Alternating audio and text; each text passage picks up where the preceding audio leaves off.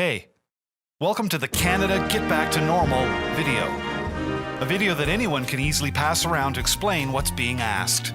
Now, while some truckers that went to Ottawa have certainly made this ask go viral, this isn't all about truckers anymore. This is now about all Canadians. Yes, even you. So before we get started, let's get one thing straight, right from the beginning. This isn't about race. This isn't about supremacy. This isn't about sex. This isn't about marginalized people. This isn't about fringe. This isn't about anti-vax. This isn't about irresponsibility. This isn't about some occupation. Hey, you might have conflated protest in recent years with those kinds of things, but this is not that. This is good old dissenting against our government protest. A peaceful protest. A shovel in the sidewalks, cleaning up all the garbage, dancing in the streets, kids in bouncy castles, peaceful protest. And if you notice, it's people of all races, all groups, all creeds, all political leanings. Because this is about all Canadians. Again, yes, even you. This is not hard, people. This is about us getting back to normal. So from now on, if you hear anybody making claims about Nazis or racists or anti-vaxxers or fringes, it's dumb. They just don't know how to counter-argue a protest seeking our freedoms back. So that's fine, they can try that. But everybody can see it, and we all know it deep in our gut. Come on. Even those slinging the BS know it.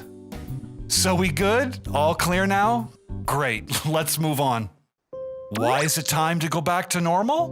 Well, first of all, it's been 2 years. Look, Canadians have tried. Damn, we've tried. Nobody could ever say we didn't try. We tried for 2 years, giving up living normally in an effort to fight this virus.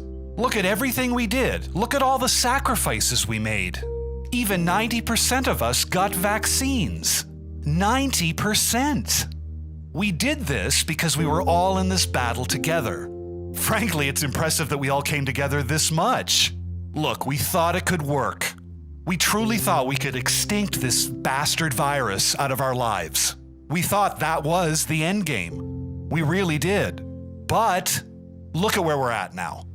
2 years later, and the virus is pretty much going around as it wishes. We need to face up. It's not going anywhere for a very, very long time. Heck, even our own Prime Minister's family all recently had COVID themselves, and they're triple vaxxed. Jesus Christ, boys, so what are we expected to do now? The world was lucky to see the invention of wonderful medication. Revolutionary medication that gives our immune system practice with a synthetic version. Then our immune system can learn to fight off the synthetic version. Then voila! Our bodies are better at fighting off the real virus if we catch it. That's the science. Isn't that great? It's reduced the deadliness of this virus a whole lot and has thus probably saved the lives of thousands of Canadians. But there is a problem. Let's get real. The vaccine is far from the silver bullet that we hoped it could be. That revolutionary medication isn't really a vaccine like people are still treating it as. Remember when we got our vaccine as little kids? Vaccines deliver immunity. Immunity means that once you get the shot, you're immune for the rest of your life. And then you're taken right off the table as a potential host for any illness. But we gotta snap out of it. Unfortunately, that is not where we are at right now. It's great that we have the medicine we've got, but we're seeing millions of people, including Canada's government, support ongoing restriction policy as if we have an immunity-delivering, virus-extincting vaccine. Clinging to that idea of an end game that if Canada could just get to 100%, that will beat this bastard into extinction and then go back to normal. We are continuing to make sure Canadians get vaccinated because this is how we get through this pandemic. Sorry, beating the virus that way is not going to happen right now. Honestly, likely for decades. Sure, we're slowing transmission down. Great. We can even keep doing vaccines when we go back to normal. But that doesn't make it all go away.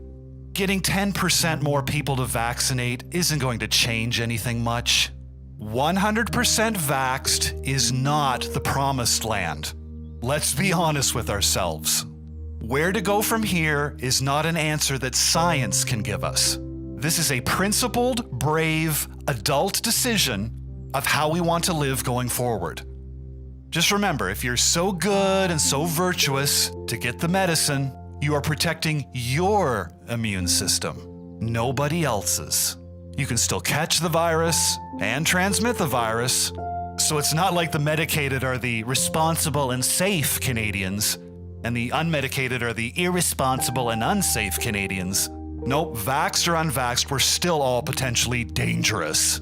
I mean, whether individual immune systems are pre-trained or not, it shouldn't limit our individual aims or life paths, right? Which is the basic philosophical point that Canada is at right now. There is no endgame to wait for. It's time to go back to normal. I mean, what's the alternative? Do we just go on like this? Going to 3 years? 5 years? 10 years? What are we waiting for exactly? I mean, we need to ask the people in charge, what are the exact parameters that must be met, set by the Canadian government, to release everything back to normal? What? Take notice, there is never an answer to that question. That should bother any Canadian. Does it bother you? Most Canadians need to revisit and reassess where we're at right now. Because we basically have two choices as a nation right now. We can live all restricted, limited, mandated, masked, with the virus on planet Earth, or live normally, live free, travel completely normally, and we simply all individually choose our protection levels. Also with the virus on planet Earth. We gotta choose. It's time for the latter. And think about it, damn, won't it be great to travel freely to see each other without being tested like diseased lab rats? To get all our businesses to open back up freely at whatever capacities they want? To get this economy back roaring again and enjoying everything our towns and cities have to offer? Getting back on a path to recover all these lost jobs? And getting all those trucks back on the road where they proudly deliver everything we need, and it'll destroy that supply chain problem forever. What exactly are we waiting for now? Look, it's time for all Canadians to simply snap out of our haze, give the middle finger to this frickin' virus, and take back our lives. Yes, as a country, we're going to accept a little risk, it's going to take a little bravery, and just decide that we're going to live free, together. Canadians are damn well strong enough to do this. And hey, when things go back to normal and you still want to take vaccination for the rest of your life, go for it. You still want to go out in public and wear a mask? Go for it. If you want to keep your business limited or closed, go for it. See, that's the great thing about freedom. You can still do you. Protect yourself as you see fit, run your business as you see fit, be in public in any way you see fit. Heck, stay home every day if you want. You do you. It's okay. We can do this. To sum up, look, we tried. Damn, we tried. 2 damn years we tried. Like I said, nobody can say that we didn't. This is what the protest in Ottawa is about. Because it's time. This is the ask. Back to normal. Now.